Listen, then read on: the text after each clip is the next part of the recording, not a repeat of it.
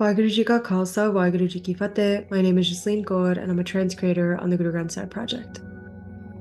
We're excited to announce the release of the second series of Alahania compositions, this time by Guru Amardas. So, just like Guru Nanak Sahib's compositions, these are set in the rag or musical mode of Vadhans, common to wedding and death ceremonies, tied to the folk tradition, used as songs of sorrow during times of great mourning, where female relatives will beat their chests and wail in grief. Um, and Guru Amardas uses this common experience of kind of worldly loss, worldly separation between loved ones to guide us towards a deeper understanding of how we get through that most painful separation, which is separation from IkOankar, from the One. So some of the sort of themes that are explored in this series of compositions is how do we practice acceptance? How do we go and ask for guidance? Where do we go and ask for guidance? How do we cultivate a relationship with that beloved, with the one, with the spouse who is ever present, and get out of our kind of forgetfulness that causes us to be unable to feel that presence?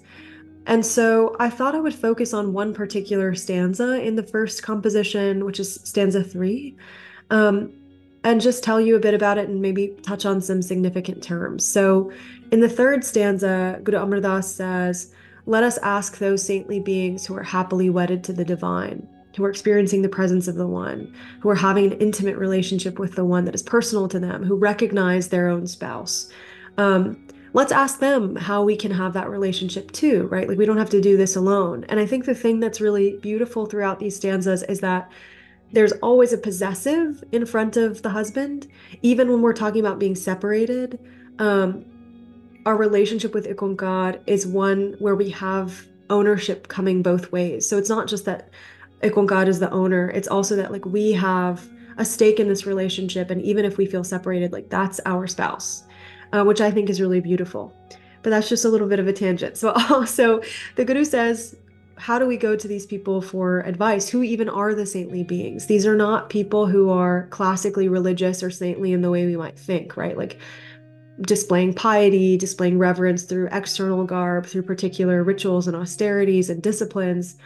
These are the saintly beings who are wisdom oriented, who have cultivated a relationship with the One, whose relationship with the One is apparent to other people because they have changed their way of thinking and speaking and acting in the world, right?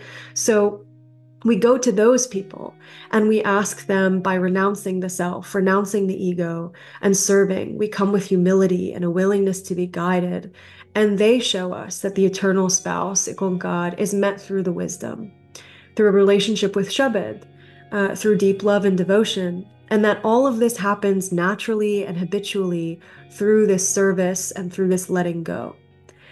So, two lines that have really stuck out to me because they have really significant terms that we've talked about before um, are as follows. So, "Pir sacha mile aaye, sach kamaye, sach sabad dhan rati, kade na rand, sada suhagan, antar sahaj samadhi." As always, excuse my pronunciation, but the Guru says when this happens, the eternal spouse comes and meets the one who earns the truth, who through the Shabad, through the wisdom, remains imbued with the truth, saturated in it, drenched in it. And we talk a little bit in other parts of the commentary that this kind of saturating is not, something that happens in one fell swoop. It's like the way that a blade of grass gets saturated overnight in dew. It actually is much more drenched in that dew than if you were to just like drop a blade of grass in water and just kind of plunge it in there, right? It's like drenched from the inside out. And to earn truth is to live in service of the One, to deal only in truth, to accumulate only truth. And when that's our lifestyle, we never become a widow.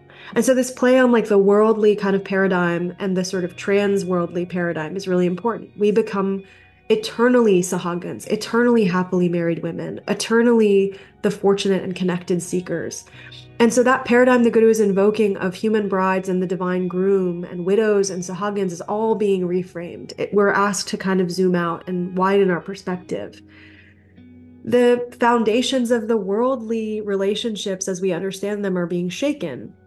and replaced with an understanding of something much more transcendent, of a relationship that transcends our worldly anxieties and temporariness.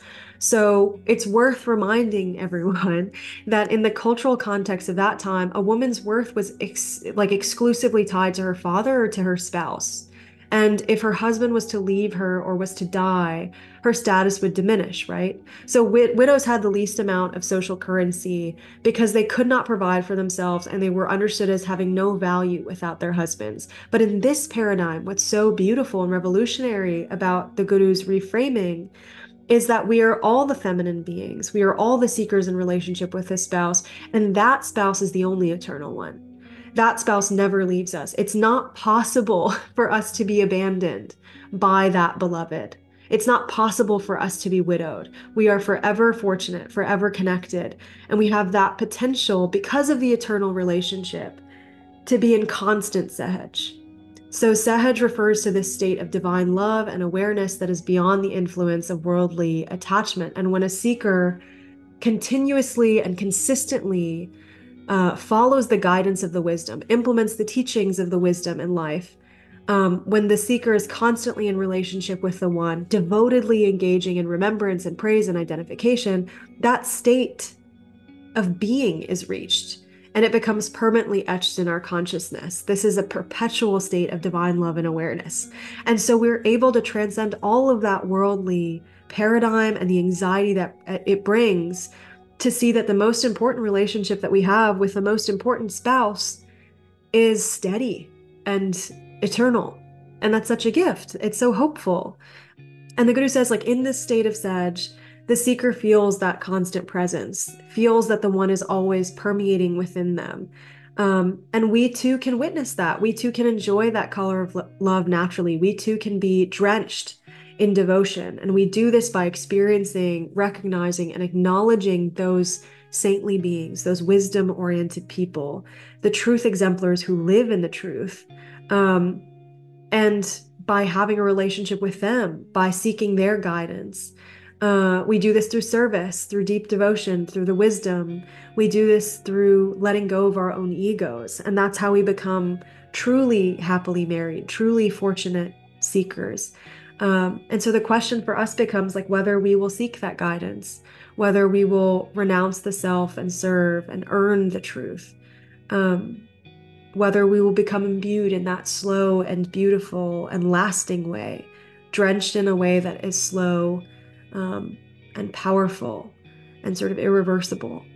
So all that being said, I guess the question I'm asking myself is whether whether I've even thought that I can ask those wisdom-oriented ones, whether I found them and whether I feel like I can ask them, whether I feel ready to be softened to that guidance, whether I can humbly submit or whether I still need a little bit of sort of tenderizing of my own ego. I hope you spend some time with these compositions.